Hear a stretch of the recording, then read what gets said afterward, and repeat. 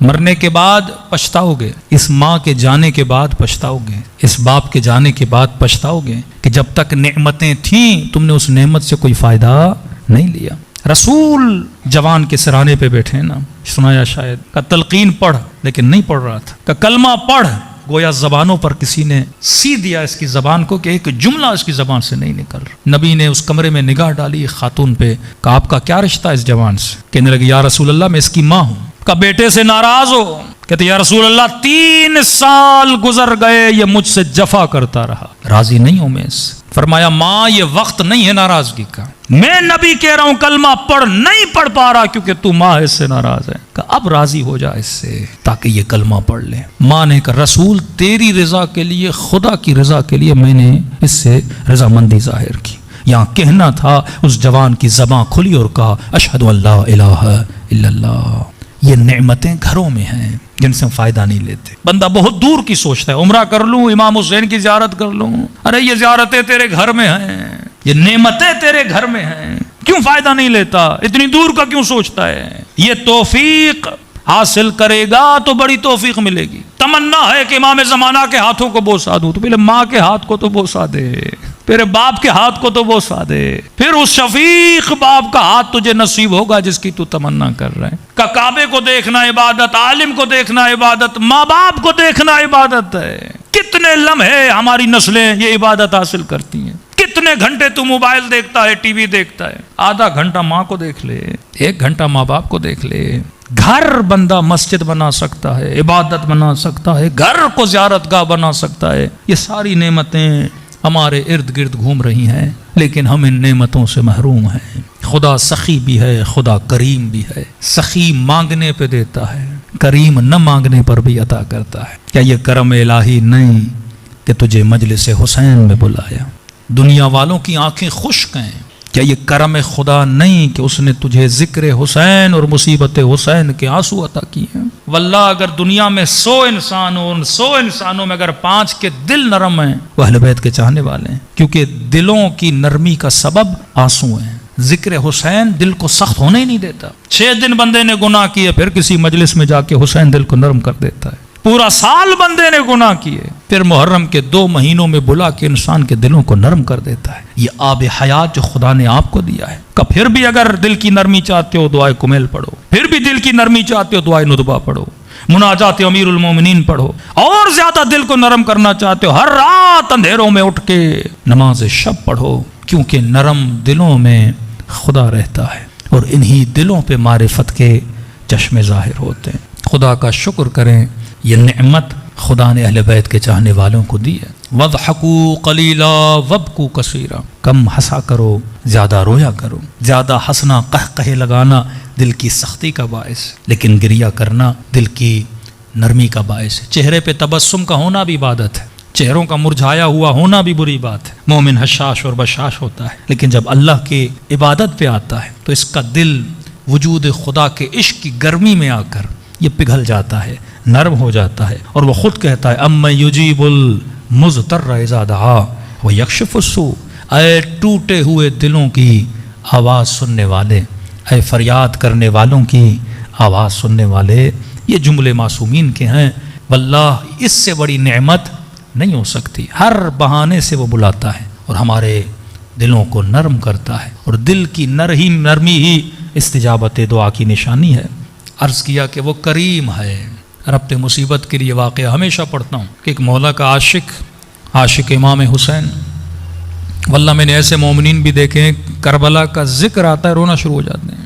ایک کشمیر کا مومن تھا، آنسو اس کے آنکھوں سے ایسے بہ رہے تھے جیسے بارش ہو۔ وجہ یہ تھی اس بیچارے کا ویزا نہیں لگا اور کربلا جا نہیں سکا۔ کہ مولانا یہ زندگی کا پہلا سال ہے کہ میں کربلا نہیں گیا، پتہ نہیں امام حسین مجھ سے ناراض ہیں۔ ایسے رو رہا تھا جیسے واقعاً کوئی عاشق روتا ہے، جیسے وہ کسی بہت بڑی زیارت سے محروم ہو گیا ہو، جیسے اس کے وجود میں ایک بہت بڑی کمی اور خلا پیدا ہو گیا ہو۔ اسی طرح ایک مولا کا عاشق تھا، غریب بھی تھا، بیمار بھی تھا، بدن میں طاقت نہیں، چل بھی نہیں سکتا تھا۔ اس سے پتا چلا کہ مثلا میرے محلے کے لوگ کربلا جا رہے ہیں 40 کے لیے، تو دوڑا گھر کا دروازہ کھولا، ان بسوں میں جن میں مومنین چڑھ کے جا رہے تھے بس کو دیکھنے لگا اور رونے لگا۔ کہاں جا رہے ہو؟ میرے حسین کی زیارت کے لیے۔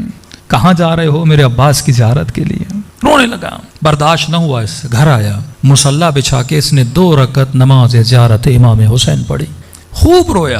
कहने लगा मौला मैंने सुना था आप अहले बैत करीम हैं। करीम का मतलब जो किसी को नेमत से महरूम न करे, मतलब मैं नेमत ले सकता हूं मुझे महरूम न करे, महरूम करे तो वो करीम नहीं, वो रुकावटों को हटा के बंदे को नेमत दे। का मौला एक बात समझ नहीं आती, आप करीम हैं तो क्या सिर्फ अमीरों को बुलाओगे?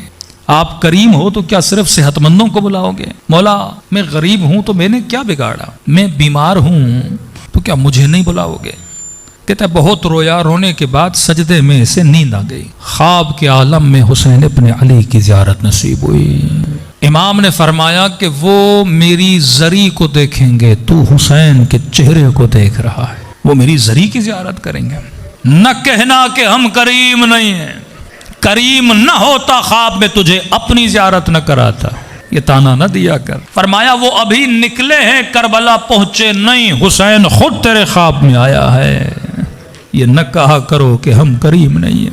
शर्मिंदा हुआ का मौला माफ़ी चाहता हूँ, मेरी नीयत ये नहीं थी, लेकिन मौला अगर गुर्बत की वजह से, बीमारी की वजह से करबला न आ सका और मर गया, क्या मुनकिर नकीर नहीं कहेंगे हुसैन के इश्क के दावे करता था, एक ज़ियारत का सवाब लेकर नहीं आया, तू कैसा आशिक हुसैन है? मौला इसलिए शिकायत कर रहा था।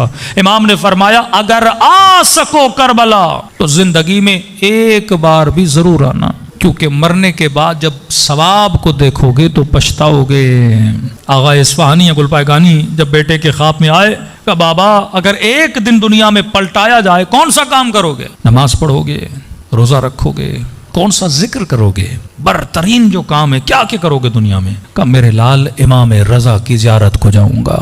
बाबा वो क्यों? फरमाया मरने के बाद पता चला इसका अज्र कितना है। अगर मैं एक मर्तबा मौला रजा की ज़ियारत के लिए गया, हर ज़ियारत के बदले में 3 मर्तबा मुझसे मिलने के लिए आए, मैं तुझे नहीं बता सकता इस मुलाकात का सुरूर क्या है। कहा जिंदगी में एक बार भी मेरी ज़ियारत करना जरूर। कहने लगा मौला वही तो कह रहा हूँ, गरीब हूँ नहीं आ पा रहा, बीमार हूँ नहीं आ पा रहा, कोई लेकर आने वाला नहीं। इमाम ने कहा कि फिर हम करीम कैसे हुए? करीम का मतलब जो किसी को किसी नेमत से महरूम न करे।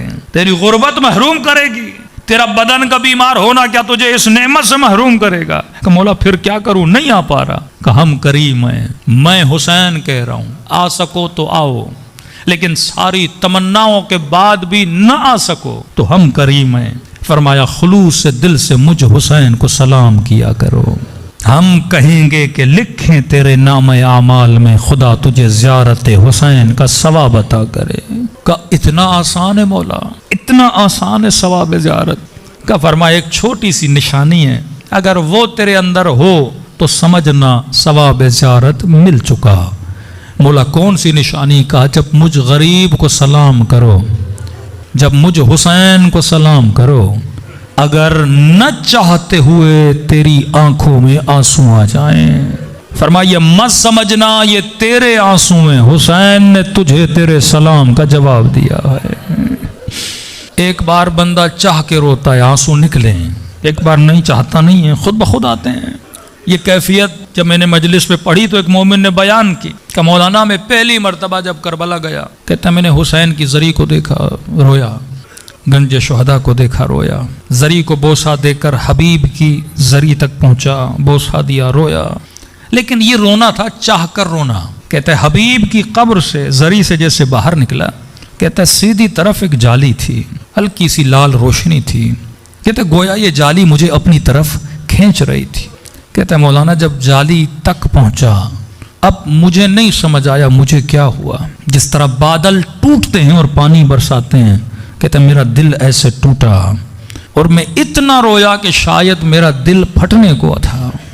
कहते अब मैंने पूछना शुरू किया ये कौन सी जगह है जहां बंदे का कलेजा फटने को आता है? तो एक खादिम ने कहा ये वही जगह है जहां गला कट रहा था और 70 कदमों से बहन देख रही थी। ये रअसुल हुसैन का मकाम है जहां बच्ची ढूंढते ढूंढते बाबा के जनाजे तक पहुंची थी। शुक्र खुदा करो इन करीमों के मानने वाले हो, دلوں کو کربلا لے جاؤ اور اسی خلوص سے امام حسین کو سلام کریں جس طرح سیدہ زینب نے سلام کیا تھا۔ ضروری نہیں آنکھوں سے آنسو آنے کے لیے کوئی لمبے مصائب پڑے جائیں، معرفت امام حسین ہو تو ایک جملہ بھی کافی ہے۔ سب اپنے آقا کو سلام کریں اور اس کا ثواب اس جوان مرحوم کی روح کو بخشیں کہ خدا اسے عالم برزخ میں اپنے آقا حسین کا جوار نصیب کرے۔ السلام علی الحسین وعلی علی ابن الحسین وعلی اولاد الحسین وعلی صحابہ الحسین، سب مل کے السلام علی وعلی علی ابن، آواز تھوڑی بڑھا دیں، وعلی اولاد الحسین وعلی صحابہ حسین کی صدا بلند، السلام علی وعلی علی ابن الحسین